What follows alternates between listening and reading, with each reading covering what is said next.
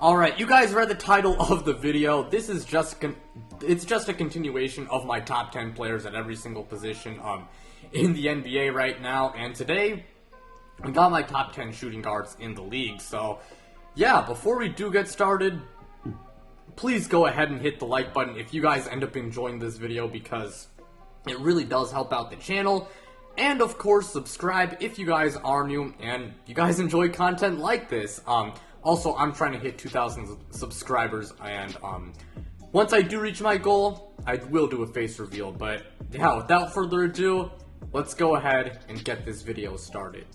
Now, to start the list off, at number 10, I do have OG Anobi from the Toronto Raptors. OG Anobi, he's not a superstar player by any means, but he's still pretty good. I definitely consider him like a good starting level player.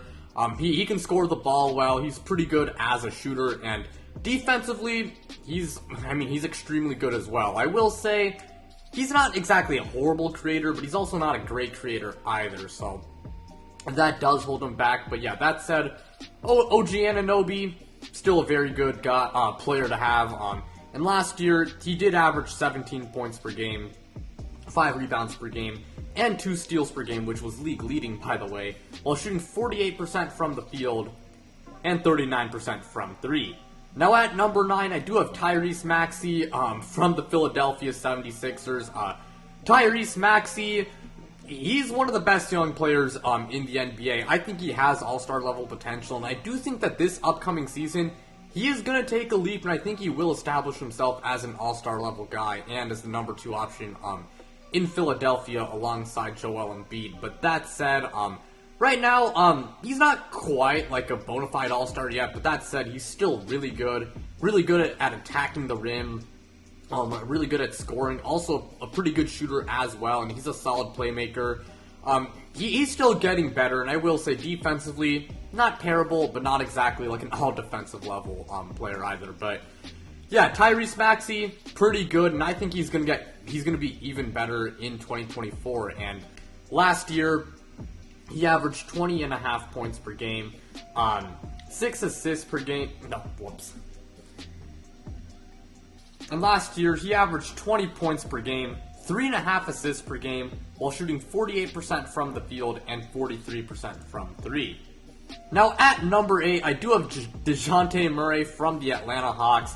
Dejounte Murray, I gotta say, he wasn't as good of a fit next to Trae Young as I thought, and because of that, the Atlanta Hawks, they were kind of just okay last year. I mean, they really didn't improve a lot from 2022 to 2023. But that said, Dejounte Murray is still very good. He can score the ball well. He's still a solid playmaker. Defensively, he's still pretty good. I will say, though, he's not exactly the best shooter, and I think that is a big reason why, next to Trae Young, he wasn't as good of a fit. So, but yeah, Dejounte Murray, still, he's still like a near all-star level player. I definitely consider him like a borderline all-star level guy. And last year, he averaged 20.5 points per game, 6 assists per game, and 5 rebounds per game, alongside 1.5 steals per game, while shooting 46% from the field. And who knows, maybe next year him and Trae Young can figure it out, and maybe the Atlanta Hawks can be better than just like a low playoff seeded team / play-in contender. But now at number 7, I do have Zach LaVine from the Chicago Bulls. Zach LaVine, he's still an all-star level player. I know the Chicago Bulls are a pretty mid team, and it is pretty clear that he is not a number 1 scoring option, but I do think he can make for a pretty good number 2.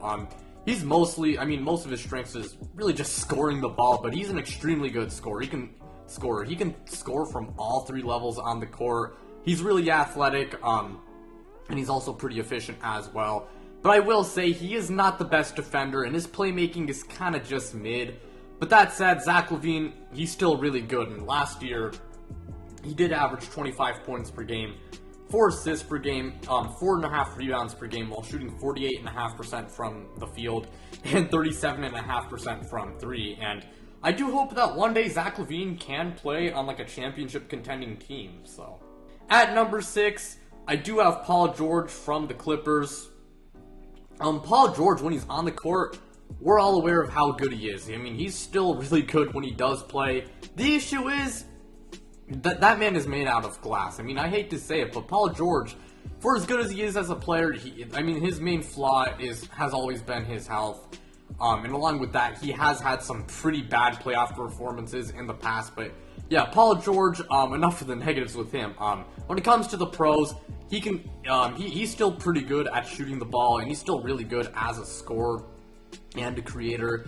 And defensively, he is still pretty good. And as I said before, when he's on the court, he's an all-star level player. He just needs to stay healthy. So, yeah, that's really all I have to say for Paul George. And his numbers last year were 24 points per game, 5 assists per game, and 6 rebounds per game while shooting 46% from the field and 37% from 3. Now at number 5, I do have Jaylen Brown from the Boston Celtics. I know Jaylen Brown kind of does have he has a negative reputation at the moment because of the Eastern Conference Finals that happened last year, especially that Game 7 where he was just downright putrid. And don't get me wrong, he is not a perfect player. Like, his ball handling, I mean, as we saw in this past year's Eastern Conference Finals, it can be kind of weak. And he definitely, in the playoffs last year, had some pretty bad performances. But that said, Jaylen Brown is still an all-star level player. He's still good at scoring the ball. He can still shoot well. And he is still a pretty good defender. Is he worthy of, like, the highest paid player in, like, NBA history, I believe?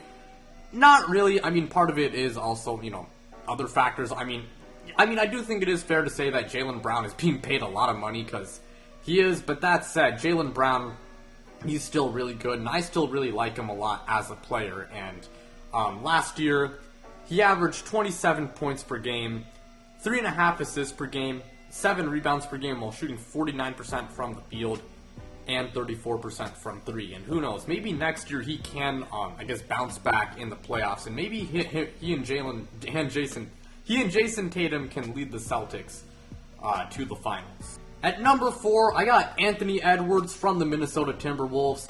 Look, Anthony Edwards in no time could very well be top 2. And one day I think he will probably be the best shooting guard in the league. But yeah, Anthony Edwards, he's only getting better. I mean, that man, he's a really good scorer. He can shoot the ball well.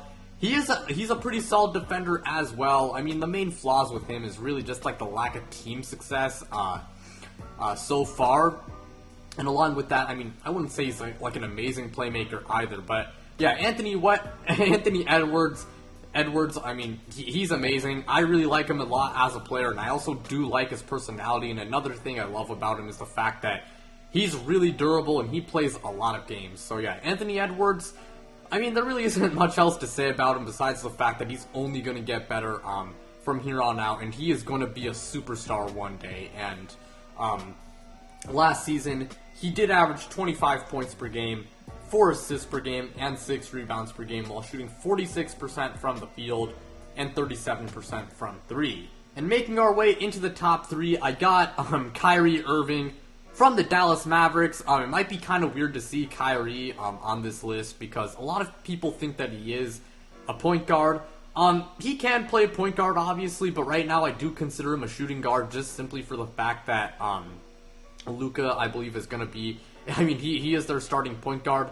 But yeah, Kyrie Irving, when he's on the court, like Paul George, that man is amazing. Like, he's maybe the greatest ball handler of all time.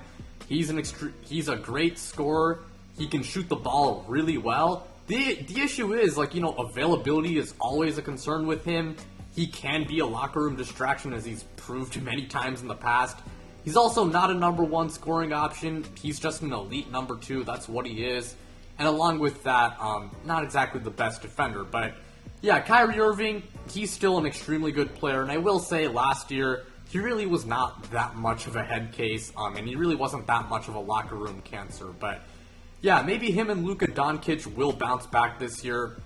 We'll see. Hopefully Kyrie Irving stays out of the news for the wrong reasons. And I guess hopefully for the Mavericks' sake, him and Luka can lead them to a lot of success. But yeah, last year Kyrie, he averaged 27 points per game, 5.5 assists per game, and 5 rebounds per game while shooting 49% from the field and 39% from 3. Now, our runner-up is Donovan Mitchell from the Cleveland Cavaliers. Donovan Mitchell, he got traded to the Cavs last year, and in his first season with Cleveland, he was amazing. I mean, we are all aware of how lethal of a scorer he is. He's an extremely good shooter as well. And as a playmaker, he's pretty decent. But that said, Donovan Mitchell, not a perfect player at all. Defensively, he really is not the best. And along with that, well, he certainly can be a massive playoff riser like we've seen many times in the past. This past year, he honestly had some real stinkers in the playoffs. And the Cavs, I mean, I understand if they lost to the Knicks in like a 6-7 game series that was competitive. But, I mean, they lost in 5 games, so they kind of went out in disappointing fashion. I mean, it's not all on him, but that said, he does need to shoulder a considerable amount of blame. But, yeah, Donovan Mitchell, still extremely good, obviously. And last year, he averaged 28 points per game, 4 assists per game, 4 rebounds per game, while shooting 48% from the field and 39% from 3. And at number 1, I got Devin Booker from the Phoenix Suns. Devin Booker, look, I understand why a lot of people don't like the Suns, and I can understand if you don't like Devin Booker, but there's no denying how good of a player he is. Like, as a Nuggets fan, I don't like the Suns, but Devin Booker, he's amazing. I mean, as a scorer, he's phenomenal. He's pretty good as a shooter as well. And he was amazing in the playoffs last year. I mean, I know Game 7 against Denver was Game 7, Game 6, I believe. I think it was Game 6. Yeah, Game 6 against the Nuggets when they got eliminated. That was horrible. I mean, he was not good in that game. But that said, like, he was great in the playoffs, excluding that performance. And along with that, Devin Booker. And at number 1, I got Devin Booker from the Phoenix Suns. I can understand if you don't like the Suns and if you don't like Devin Booker, but that said, there is no denying how good of a player he is. He's a phenomenal scorer, phenomenal shooter, and he was phenomenal in the playoffs last year as well. I know I said that word a lot, but I mean, he really was that good in the playoffs. I mean, I know that in the elimination game against Denver, he was pretty bad. But that said, I mean, to be fair, like the whole Suns squad that game was terrible. And Devin Booker, outside of that performance, was really good in the playoffs. And he's not perfect because he's not exactly the best defender. And as a playmaker, he is still growing. But that said, Devin Booker is still extremely good. And I do consider him a shooting guard. I know it is kind of weird with who's point guard and who's shooting guard in Phoenix right now because they got Bradley Beal and Devin Booker, 2 players who are normally considered shooting guards.